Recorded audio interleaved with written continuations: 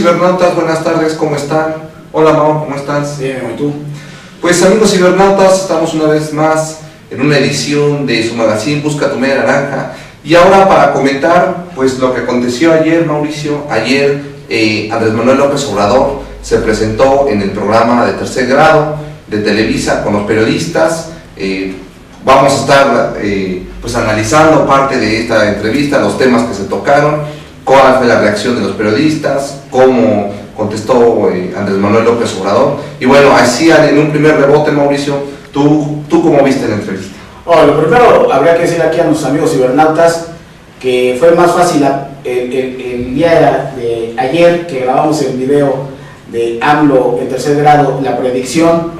Fue más fácil atinar de que pronósticos deportivos en Anagol. Era muy predecible lo que iba a suceder en la noche. Porque además ya habíamos visto las entrevistas de los otros candidatos, ¿no? De Josefina Vázquez Mota, de Enrique Peña Nieto, y más o menos esperaba un escenario similar, además de que las preguntas fueron pues, precisamente en ese contexto, sobre el monopolio de Televisa, sobre si Televisa apoya directamente a un candidato, si está en contra de Andrés Manuel López Obrador, entre otros temas. Sí, yo creo que era muy predecible la actitud que iban a mostrar estos periodistas, porque además pues, es parte de la marca de la casa, ¿no? O sea, yo creo que en ese sentido, la primera parte que debemos de estar muy claros es de que no varió la manera como se podría haber presentado la entrevista. Adela Micha, Carlos Loret de Mola, Joaquín López Dóriga, Ciro Gómez Leiva fueron como los más contundentes en la búsqueda precisamente de intentar en ese momento cuestionar severamente, de acuerdo a su óptica, a Andrés Manuel López Obrador.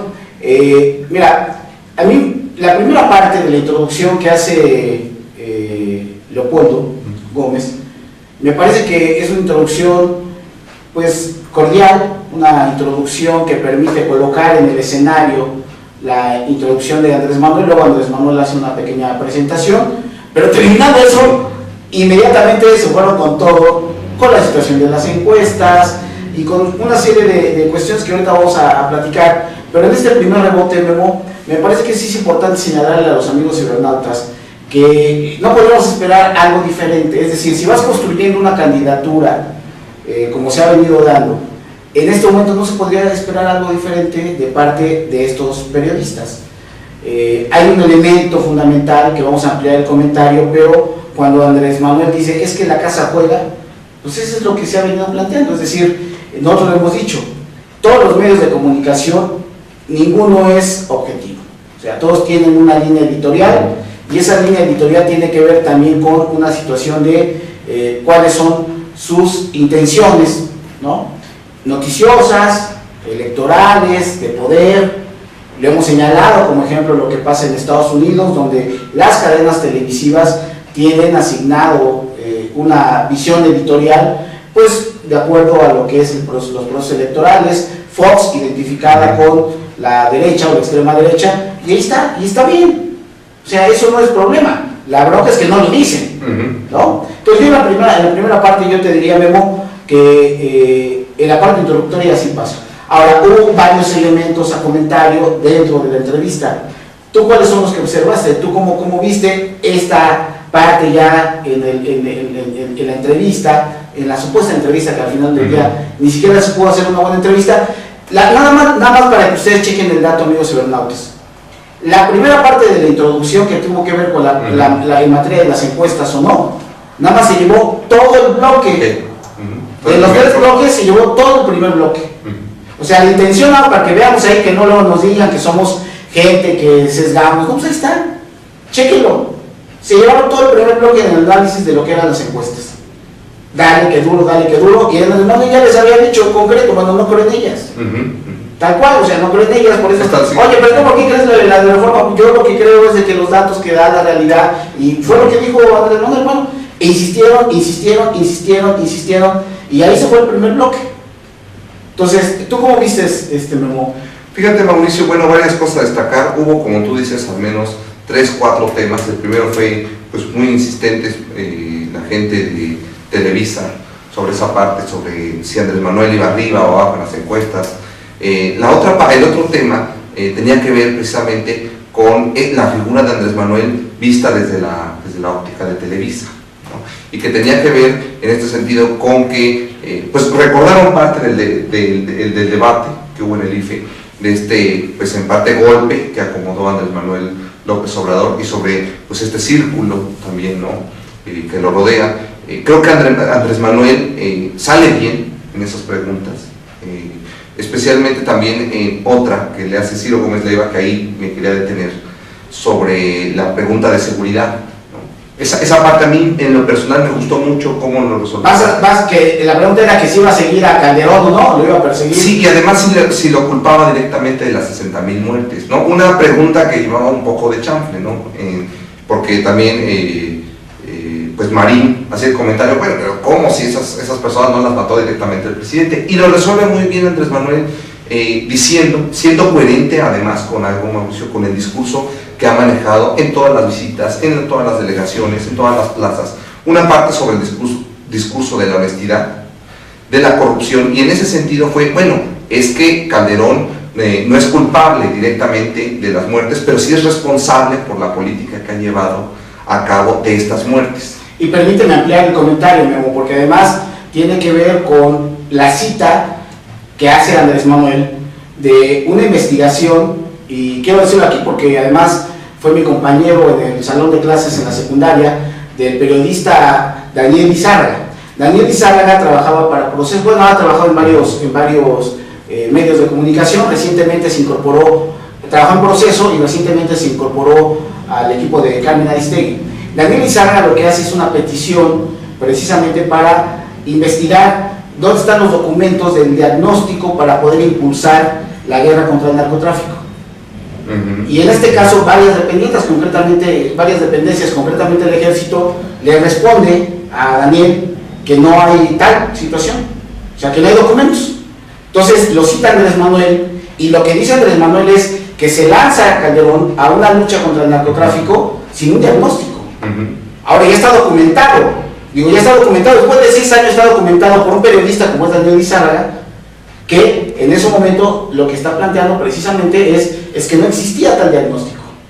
Entonces, abonando precisamente a este argumento de por qué entonces, en este caso, pues sí, lo que señala Andrés Manuel es, no, pues él no los mató, pero sí es el responsable como el ejecutivo, y además él es el responsable de las Fuerzas Armadas. ¿No? Sí, exactamente, y luego también Andrés Manuel subrayó en esa parte de, es que el ejército, que ahí sí tengo una coincidencia, el ejército no puede estar haciendo funciones que hace la policía, o sea, no puede hacer las veces de policía, porque el llevar una política de control preventivo, no reactivo, es muy distinto, ¿no? Entonces habría que evaluar sobre ese tipo de funciones, y también pues la parte fundamental, y que ahí pues sí me gustó cómo contestó, fue sobre la parte estructural, ¿no? O sea, el problema se resuelve fomentando más empleo, generando más oportunidades a través del empleo, a través de la educación, que yo creo que es la principal diferencia de resolver este problema de la izquierda, del movimiento progresista, como lo piensan el PRI y el PAN. Eso por una parte. Y luego también estuvo en la situación de los monopolios. Antes de que termine la parte de seguridad, mira, porque tiene que ver algo muy importante, Memo, también, que tiene que ver con este asunto que has marcado tú, que eres un estudioso sobre el asunto de las guerras, el negocio de las guerras. O sea, también nosotros lo que decimos, y lo hemos dicho aquí, ustedes van a consultar los videos que hemos hablado sobre este tema y que principalmente tú has señalado, no podemos continuar con esta visión de un negocio de la guerra, porque así lo ve Estados Unidos. Recientemente hay unas declaraciones en donde lo que se dice es que está muy cerca Estados Unidos de intervenir a México, de hacer una intervención específica en el territorio nacional. Bueno, pues de eso estamos hablando. Por eso es que tenemos dos visiones completamente diferentes. Perdón, continuamos con el siguiente punto. Luego en esa parte sobre la corrupción, Andrés Manuel no solo hablaba de... él tomó el tema en el sentido de que es que ustedes piensan que la corrupción solo es en el nivel de abajo, pero la mayoría de esos, ¿qué pasa con los delincuentes de cuello blanco? Y en el sentido de que la corrupción viene desde arriba hacia abajo, no solo desde la base. Y en ese sentido, me parece muy buena la propuesta que hace. Esa parte de la corrupción viene desde el mismo poder ejecutivo, porque menciona un dato, no hay ningún contrato millonario que no se entere el Poder Ejecutivo de que se está realizando. Y finalmente, pues ellos son, ese presidente es el que ampara o no la existencia de los monopolios en México, ¿no? Pero fíjate que además sube a otro nivel el asunto. A ver, las políticas públicas, como lo señala Andrés Manuel, no van a poder ser eficientes si no tenemos un acuerdo general en donde, primero, un presidente que llega sin compromisos está en la libertad de la aplicación de la norma. Es un primer planteamiento. Es decir, Andrés Manuel, al llegar sin ningún compromiso político con ninguno de los poderes fácticos, permite tener una autoridad, una certeza de que va a poder aplicar la norma. Dos, que a partir de que se aplica la norma, lo que estamos pensando es que todos los poderes fácticos, todos los funcionarios de primer orden entiendan que ya no puede seguir esta cultura que dejó el PRI. El que no tranza no avanza. Digo, aquí lo hemos señalado. El que no tranza no avanza. Un pobre político, ¿no? Un político pobre es un pobre político. No me des, ponme donde haya. Ese tipo de planteamientos que dejó la cultura priista ya no puede continuar. Tres, a partir de que se hace un acuerdo de esta naturaleza, por obvias razones lo que se tiene que permear es una cultura en donde se fortalezca el Estado. Y el Estado, con la aplicación de la norma, va a permitir que no haya impunidad. Y obviamente eso es lo que tenemos que garantizar con esos tres elementos para formar un gobierno diferente, para que entonces las políticas públicas, sea en cualquier orden, en cualquier materia, funcionen de manera diferente. Esa es la apuesta y ese es el mensaje a los poderes fácticos, no a los periodistas que estaban ahí, que finalmente son los empleados de estos medios de comunicación. No, Andrés Manuel eleva la discusión. Y yo quiero adicionar un punto, Memo, en donde también cuando lo cuestionan sobre el asunto del charolazo, ¿no? Les dice concreto, no lo dejaron terminar, lo interrumpen, pero no lo dejaron terminar, pero él dijo, a ver, si el Universal saca esa nota, pues yo inmediatamente lo que detecto, porque además fue particionada la grabación, lo primeramente que identifico es que es un asunto del dueño, y el dueño es el señor Ili Ortiz. Y así lo dijo tal cual. Bueno, pues entonces, no le voy a decir al periodista que saca la nota, o sea, me dirijo al dueño del negocio, y lo que le digo es, pues es el señor Ili Ortiz. Yo particularmente, yo tengo una buena imagen de este señor Ili Ortiz. Yo tuve un compañero de trabajo que era su sobrino, él está casado con su sobrina, solamente tiene una hermana, el señor Ili Ortiz, y está casado con su sobrina, y la verdad es que la referencia que tengo de él es muy buena. Bueno, pero aquí el hecho es de que ese medio publica, fíjate curiosamente, publica una grabación que cuando Andrés Manuel se dirige precisamente al dueño del medio, aparece toda la grabación y ya está subida en el Universal, para que sea del escrutinio público. Entonces, y lo que le dice Andrés Manuel a los periodistas que lo cuestionaron, espérame, si yo me involucro ahí, estoy jugando a favor de él. No, pues yo no voy a involucrar ahorita en ese momento, estamos a punto de ganar la presidencia, luego ya veremos este tema. Pero lo que sí es importante es de que entendamos el juego político en el que estamos y cómo se están dando las condiciones en ese parte, que creo que también sale muy bien librado de este borregazo de hace una semana, ¿no?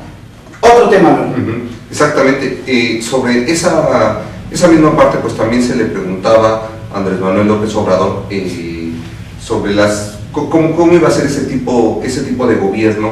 Me parece fundamental que Andrés Manuel López Obrador haya dicho la parte del referéndum, Mauricio. Si te acuerdas, pues, inclusive en esa misma línea, en las entrevistas que hicimos con Alejandro Fernández, por ejemplo, tú recordarás que él decía, esa parte es necesaria, la revocación de mandato, y nosotros pues no solo venimos aquí para estar 6 años, sino también para escuchar a la población, pero también para que la población nos evalúe cómo van los progresos de ese mandato. Y yo creo que esa parte del referéndum existe en otros países del mundo, Mauricio, y sí sería interesante nosotros llevarlo a cabo. Y finalmente, el último punto que me gustó de Andrés Manuel López Obrador es este hecho de impulsar no solo una democracia representativa, sino de una democracia participativa, que son dos cosas diferentes, Mauricio. Porque en la democracia representativa, pues es el hecho de que nosotros, la población, pues tengamos a los representantes a través de los senadores, a través de la Cámara de Diputados, y que ellos pues lleven propuestas a la Asamblea. Pero también no solo es de que exista un emisor receptor, ¿no? Sino también que sea en los dos sentidos, para que de esta forma pues también la población pueda realizar sus propuestas y a través del referéndum y a través de la revocación del mandato pues pueda decidir entre la continuidad de sus gobernantes o no. Que creo que eso es fundamental, mira Memo, yo creo que la ciudadanía nacional, si no la mayoría, una parte importante, la parte más educada, ¿no? ¿Qué es lo que está sucediendo?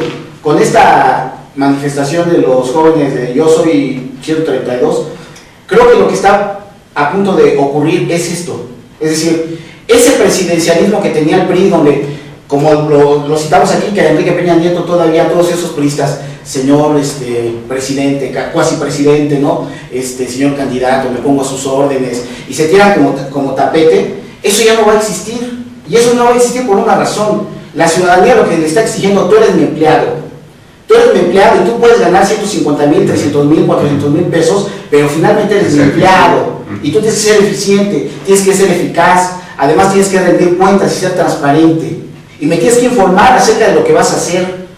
Esa ruptura de esta sociedad pasiva que no estaba con la idea de poder participar ya no va a suceder, y eso creo que Andrés Manuel lo lee muy bien, y que es una obligación que entiende que ya no puede suceder. Hay algo muy fundamental: a él no le hicieron la pregunta de quiénes lo iban a acompañar, si te diste cuenta, en su gobierno, porque es el único candidato que ha dicho quiénes son las personas que lo van a acompañar.